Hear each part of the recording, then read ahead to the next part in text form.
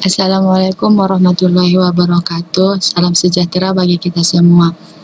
Ya, di sini Ibu membawakan akuntansi keuangan, yang mana kita mempelajari yang pertama pengertian kas. Kas menurut Ikatan Akuntansi Indonesia atau IAI adalah sebuah investasi yang bersifat sangat likuid, memiliki jangka waktu pendek, dan dapat dengan cepat dijadikan kas dalam jumlah tertentu. Dengan arti lain, kas juga disebut aktiva perusahaan. Uang berbentuk uang tunai seperti uang logam, uang kertas, wesel, dan cek yang dipegang perusahaan ataupun yang disimpan di bank dan dapat digunakan untuk kegiatan umum perusahaan. Selanjutnya, jenis-jenis kas. Kas dapat dibagi menjadi beberapa bagian. Adapun pembagian tersebut bertujuan untuk mempermudah pengawasan dan proses pemeriksaan yang berhubungan dengan distribusi dari aliran kas. Yang pertama petty cash atau sering kita sebut kas kecil. Kas kecil adalah kas berupa uang yang disediakan oleh perusahaan untuk membayar pengeluaran yang jumlahnya relatif kecil dan tidak ekonomis jika dibayarkan dengan menggunakan cek. Contohnya, biaya angkut, pembelian materai, dan pembelian materai. Yang kedua, kas di bank. Kas di bank adalah uang perusahaan yang berada di rekening suatu bank, biasanya digunakan untuk pengeluaran yang jumlahnya relatif besar dan tidak mungkin diberikan secara langsung dalam transaksi karena jumlahnya yang besar dan rawan dari segi keamanan kas di bank. Contohnya utang bank. Yang ketiga, yang C, yaitu penilaian dan pelaporan kas. Adapun kriteria dan pelaporannya yaitu satu, pengendalian kas. Adapun beberapa hal yang perlu diperhatikan pada waktu pengelolaan kas yaitu perencanaan arus kas, yang B, pengendalian penerimaan kas, yang C, pengendalian pengeluaran kas, yang D, rekonsiliasi kas, yang E, penetapan sistem dana tetap untuk kas kecil. 2. Anggaran kas. Mempunyai uang kas yang tidak cukup dalam perusahaan dapat membahayakan sebab ada kemungkinan tidak dapat memenuhi kewajiban-kewajiban yang telah jatuh tempo. Mempunyai banyak kas juga tidak sehat. Uang kas yang menganggur tidak akan menghasilkan apa-apa. Perencanaan anggaran kas untuk periode-periode tertentu, misalnya 1 tahun, 6 bulan, 3 bulan, atau sebulan. Yang ketiga, penerimaan kas. A. Terdapat pemisahan tugas antara yang menyimpan dan menerima dan mencatat penerimaan uang. Yang B. Setiap penerimaan uang langsung disetor ke bank sebagaimana adanya. Yang ketiga, pengeluaran kas. Semua pengeluaran dilakukan dengan cek. Pengeluaran dalam jumlah kecil dilakukan melalui dana kas kecil. Semua pengeluaran kas harus memperoleh persetujuan dari yang berwenang terlebih dahulu. Yang C, terdapat pemisahan tugas antara yang berhak menyetujui pengeluaran kas, yang menyimpan uang kas, dan melakukan pengeluaran serta yang mencatat pengeluaran kas. Karakteristik dari kas kecil. Adapun karakteristik dari kas kecil tersebut yaitu 1. Jumlahnya ditetapkan dan dibatasi dalam jumlah tertentu sesuai kebutuhan dari suatu perusahaan yang bersangkutan. Yang kedua, dipakai sebagai alat ukur membayar berbagai transaksi yang rutin dilakukan setiap hari yang nominalnya relatif kecil. Yang ketiga, penyisian kembali dana petty cash melakukan secara rutin dengan jumlah tertentu sesuai dengan SOP akun transaksi yang di sini. Ibu akan melanjutkan materi kita yaitu tentang akuntansi keuangan, yang mana minggu kemarin Ibu sudah menjelaskan yaitu dari berbagai pengertian kas, fungsi kas, manfaat kas untuk dana kas kecil. Jadi kemarin kita kan sudah menjelaskan yaitu metode pencatatan dari dana tetap dan dana tidak tetap, dan melihat dari saldo bukunya. Jadi kemarin kita masih penjelasan. Sekarang kita masuk ke dalam contoh soal. Inilah selanjutnya ya anak-anak, perhatikan dengan bagus dan seksama. Masuk kita contoh soal. Di sini ada contoh soal. Di mana soalnya yaitu perusahaan ABC menyelenggarakan petty cash untuk berbagai pengeluaran kecil atau sering kita sebut petty cash. Mulai dibuka pada tanggal 1 Desember 2018 dengan menerima uang sebanyak Rp200.000 dari kas pusat yang dimiliki perusahaan. Jadi di sini sudah diperkirakan tanggal 1 Desember 2018 ini, di sini kita memulai untuk membuka yang namanya petty cash sebesar Rp200.000. Berarti yang Rp200.000 ini kita katakan sebagai modal. Untuk selanjutnya, petty cash akan diisi setiap tanggal 10 dan tanggal 25. Transaksi dengan petty cash selama bulan Desember 2018. Ada tengok di sini ya anak Ina. Adapun transaksi sebagai berikut. Tengok tanggal 3 bulan 12 2018. Dibeli perangko sebesar Rp10.000 dan biaya materai sebesar Rp10.000 atau sering dikatakan suplai kantor. Untuk tanggal 7 bulan 12 2018 dibayar rekening listrik sebesar Rp40.000 dan air Rp20.000. Tanggal 10, tadi kan sudah di soal, ada dia pengisian kembali dana kas kecil itu tanggal 10 dan tanggal 25. Jadi di tanggal 10 dia transaksinya, dia itu dana petty cash diisi kembali. Di sini sudah tertera ya Ina. Selanjutnya tanggal 12 bulan 12 2018 dibayar biaya telegram Rp15.000 dan biaya iklan pada harian Kompas Rp40.000, dan tanggal 18 dibayar biaya angkut barang yang dibeli sebesar Rp25.000, dan tanggal 22 bulan 12 2018 dibayar biaya telegram sebesar Rp25.000, dan tanggal 25 bulan 12 2018 diisi kembali petty cash. Jadi sudah tertera dia Ina untuk pengisian kembali petty cash tanggal 10 dan tanggal 25. Selebihnya terjadi pembayaran ataupun yang dibeli. Selanjutnya tanggal 27 bulan 12 2018. Ini dia. Dibayar suplai kantor sebesar Rp25.000. Tanggal 29 dibayar biaya pengobatan karyawan yang sakit sebesar Rp15.000 atau sering kita sebut dengan biaya rupa-rupa. Untuk tanggal 30 dibayar biaya angkut pembelian barang sebesar Rp30.000.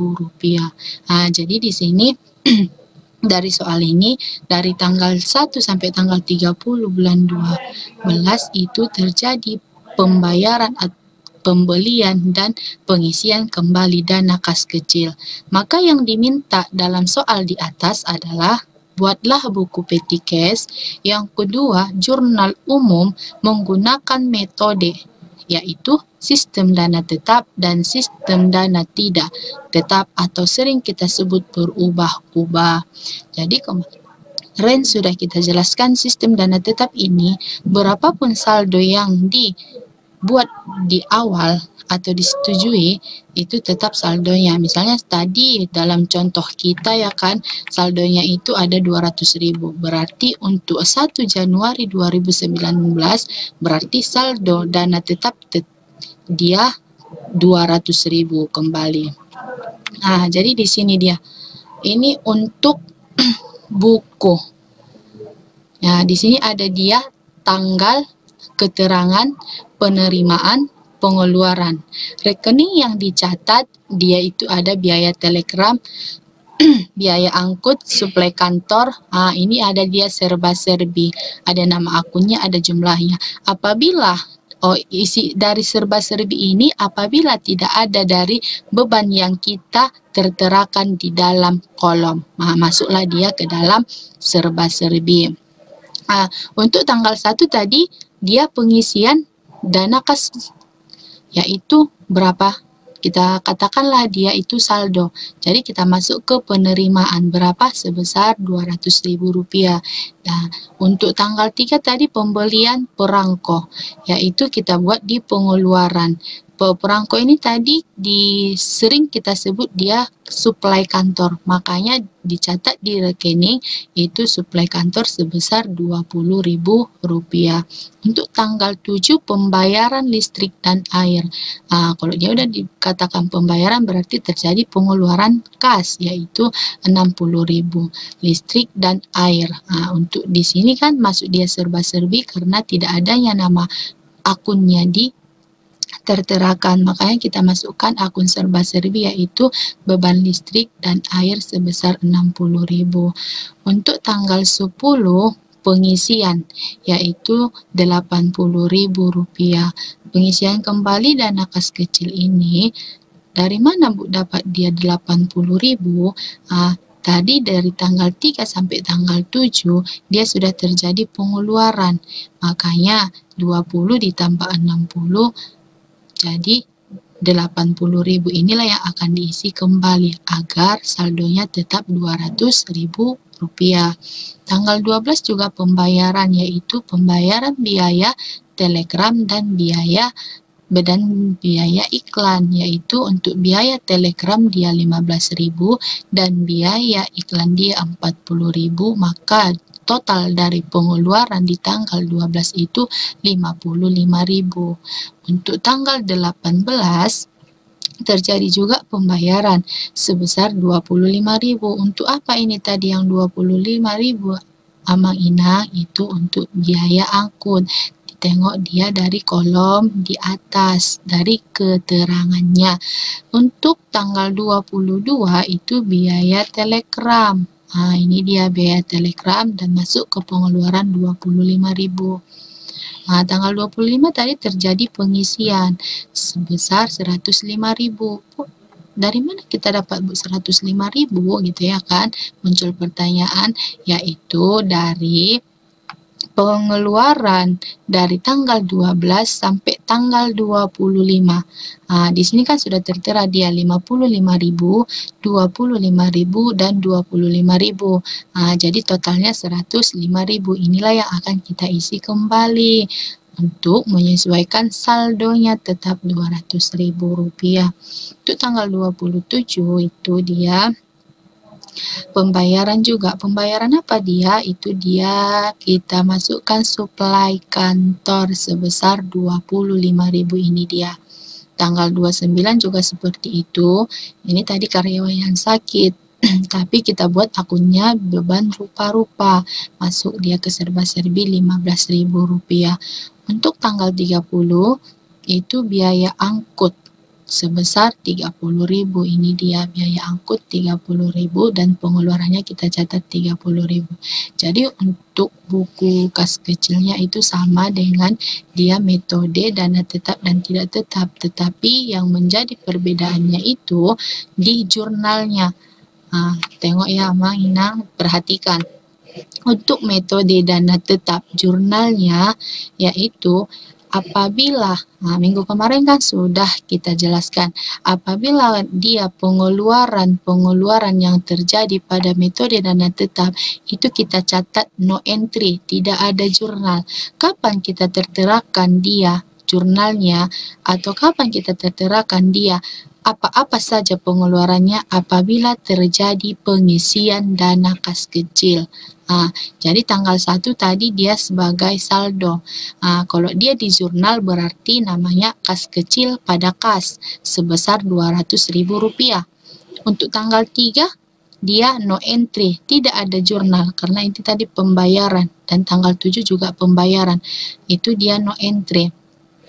Di sini dia tadi ada dia no entry. Kapan dia diterterakan? Inilah kapan diisi kembali dana kas kecil, yaitu tanggal 10. Tanggal 10 diisi kembali, disinilah kita utarakan apa saja yang kita beli, yaitu tanggal 3 sama tanggal 7 itu tadi ada dia supplies kantor sama biaya air dan listrik sebesar Rp80.000 mengurangi kas Rp80.000. Tanggal 12 juga terjadi pembayaran, yaitu tanggal 12, 18, 22 ini terjadi pembayaran. Tetap kita buat jurnalnya no entry. Untuk tanggal 25 kan terjadi pengisian kembali dana kas kecil. Jadi di sini biaya telegram, biaya iklan, dan biaya angkut. Untuk biaya telegramnya 40.000, untuk biaya iklannya 40.000, dan biaya angkutnya 25.000, dan mengurangi kas sebesar Rp105.000. Untuk tanggal 27, 29, dan 30 itu juga disebut no entry. Jadi totalnya 385.000. Jadi di sini Amang Inang kenapa dia di tanggal 31 tidak ada, makanya ada dia keterangannya di mana saldo kas di neraca apabila menggunakan sistem dana tetap, saldo petty cash dicatat sebesar dana petty cash yang ditetapkan. Pada contoh di atas sudah diuraikan, maka neraca petty cash dicatat Rp200.000 karena diisi kembali pada tanggal 10 dan 25. Maka sampai tanggal 31 Desember pengeluaran diganti sebesar 70.000, yaitu tertanggal 27, 29, dan 30. Karena tadi kan di sini pada saat tanggal 31 tidak ada pengisian kembali, tetapi pada soal kita pengisian kembali itu pada saat tanggal 10 dan 25. Kapan dia terjadinya? Pengisian kembali untuk tanggal 27, 29, dan 30, di sini sudah tertera tanggal 31 Desember 2018 yang perlu disesuaikan. Di sini dia kita sesuaikan dulu dia di tanggal 31 Desember 2018. Apa-apa saja tadi yang di tanggal 27, 29, dan 30, ini dia suplai kantor, beban rupa-rupa, dan biaya angkut. Ini dia sebesar 70.000. Ini harus kita kembalikan dulu atau kita keluarkan dulu, barulah kita bisa masuk ke 1 Januari 2019. Jadi catatannya udah di sini tertera ya Ibu buat. Jadi di awal Januari 2019 kembalikan jurnal akhir 2018. Jadi tujuannya dibuat jurnal penyesuaian untuk menyamakan jumlah saldo rekening petty cash dengan saldo uang yang sebenarnya. Jadi di sini harus kita kelarkan dulu dia di 2018 untuk menuju awal 2019. Makanya tadi perlu jurnal penyesuaian yang tujuannya untuk menyamakan jumlah saldo rekening pada saldo uang yang sebenarnya. Oke, kita lanjut ya, Mang Inang. Perhatikan lagi, ini untuk metode dana tidak tetap. Minggu kemarin kan kriterianya untuk metode dana tidak tetap. Untuk jurnal itu, apapun yang dibeli, apapun yang dikeluarkan, apapun yang dibayarkan, itu kita catat. Tidak lagi dia no entry. Itulah perbedaan dia metode dana tetap dan tidak tetap. Kalau dia sudah ada no entry, berarti dia udah dana tetap. Kalau dia diterterakan semua apa saja pengeluaran-pengeluaran yang kita keluarkan atau yang kita bayarkan, makanya kita sebut metode dana tidak tetap. Ini dia nomor 1, jurnalnya tetap ya untuk saldo kas kecil pada kas. Tanggal 3, supplies kantor pada kas. Ini dia tertera nominalnya sebesar 20.000, 60.000, dan jumlahnya sama ya dengan hasil metode dana tetap. Tetap dia 385.000. Tanggal 10 dia pengisian dana kas kecil. Ini kas kecil pada kas. Tanggal 12 dia terjadi pembayaran. Pembayaran apa? Biaya telegram dan biaya iklan. 15.000, 40.000, totalnya 55.000. Tanggal 18 biaya angkut pada kas. Berapa totalnya? 25.000. makanya kasnya juga 25.000. Tanggal 22 biaya telegram pada kas itu 25.000 dan kasnya juga 25.000. Selanjutnya tanggal 25 pengisian kembali kas kecil sebesar 105.000. Tanggal 27 dia terjadi pembayaran suplai kantor 25.000 dan mengurangi kas 25.000. Sini tanggal 29 biaya rupa-rupa 15.000 dan mengurangi kas juga 15.000. Tanggal 30 biaya angkut. Ini kasnya 30.000 dengan jumlah 385.000. Yang mana saja Bu poin-poin yang kita jumlahkan? Yang kita jumlahkan itu pada saat pengisian dana kas kecil, berarti dari tanggal 1, tanggal 10, dan tanggal 25. Itulah yang kita totalkan. Makanya dapatnya Rp385.000. Jadi, keterangannya di sini sudah tertera Ibu buat.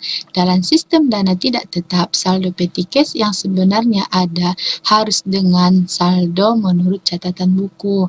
Karena setiap penerimaan dan pengeluaran selalu dicatat dalam rekening akun kas, sehingga tidak perlu jurnal penyesuaian.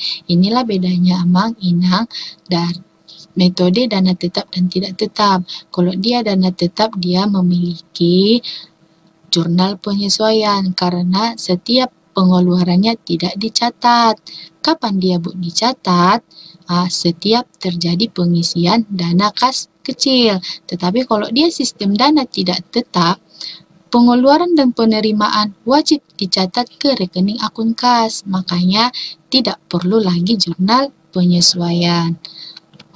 Oke, sampai di sini yang bisa Ibu jelaskan. Apabila anak-anak ada yang kurang jelas atau kurang paham atau kurang mengerti, tulis di kolom komentar. Wabillahi taufiq wal hidayah. Assalamualaikum warahmatullahi wabarakatuh.